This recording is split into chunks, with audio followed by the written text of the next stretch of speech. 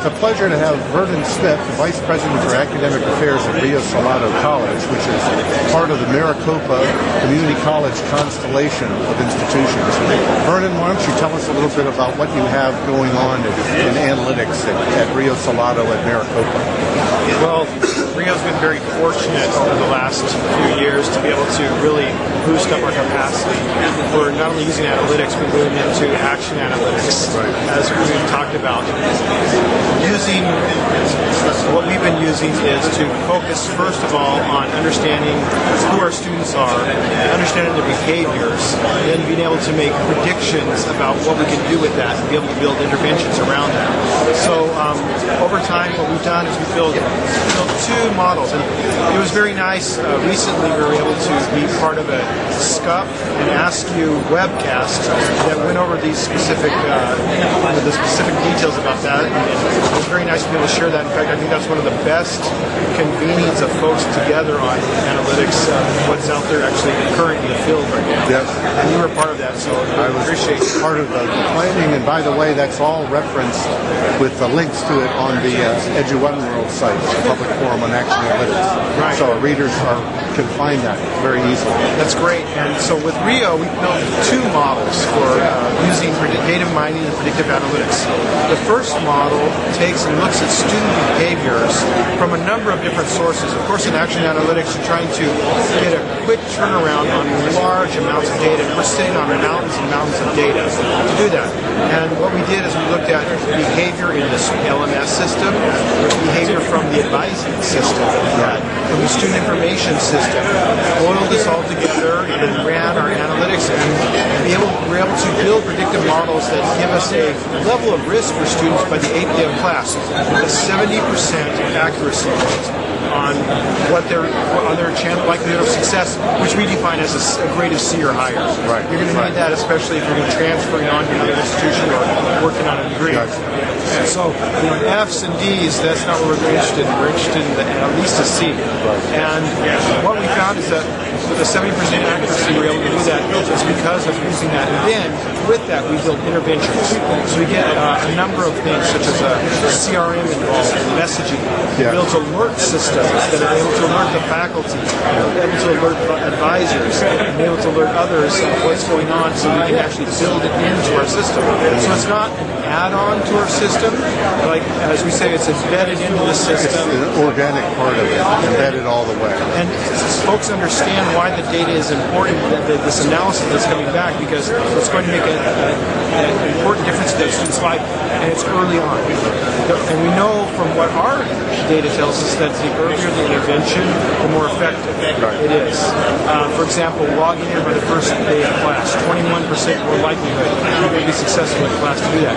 Another model that we've built lately is an ongoing.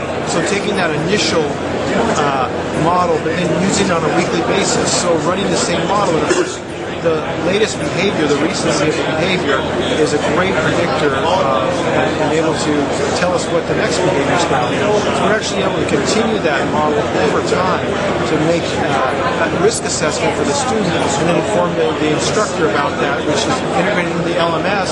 Then the instructors that are able to do systematic interventions to be able to help students be successful. It's not about, and we can use resources then that are targeted to the area that's going to give us the biggest bang for the buck, with lots of shrinking resources.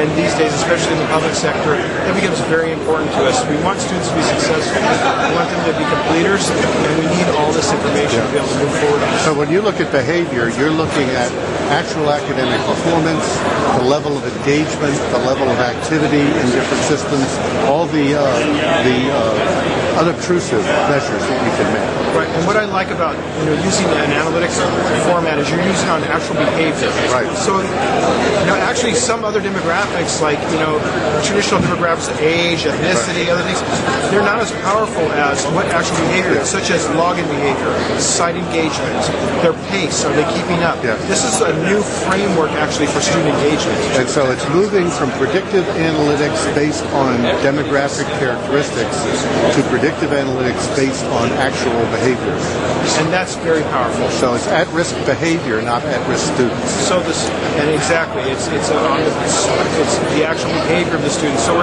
it's not trying to pigeonhole a student in a certain category. That's not accurate. It's actually, we're finding that it doesn't matter. Those other factors, age, it doesn't matter if you're an adult returning student. But if you're an adult returning student that logs in and gets in and gets your lessons done, you're just as likely, actually more likely to succeed than other students because of your behavior. Right. Well, we would very much like to be able to post on the Public Forum on Action Analytics a case study on Rio Salado. We'd like to build a wiki based on PowerPoints and presentations that you've done. Would you let us do that? We can work on it, sure. If you could send us the materials, we'll build the initial wiki, and then you can take it from there and add some more things. Play with that. And that way our readers will have the opportunity to see a description of the things that you've done. One more thing. Let's conclude with talk of the future. Sure. Where do you think the future is of action analytics at a place like Rio Salado? Well, at Rio, we'll continue to build our capacity.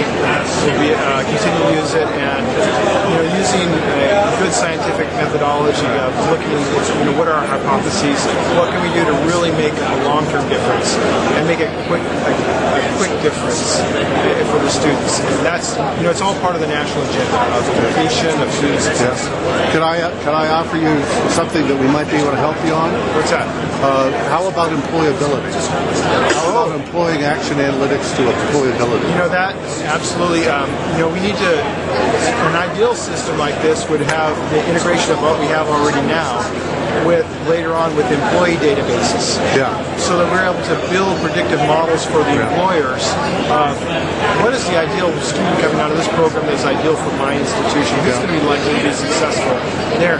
If we can grab their data as well and think how that would help as students re-educated or re-skilled if they got somehow that was reflected in their own employee status, how important that would be. So that free flow of data and then using that data to do something is going to make a difference.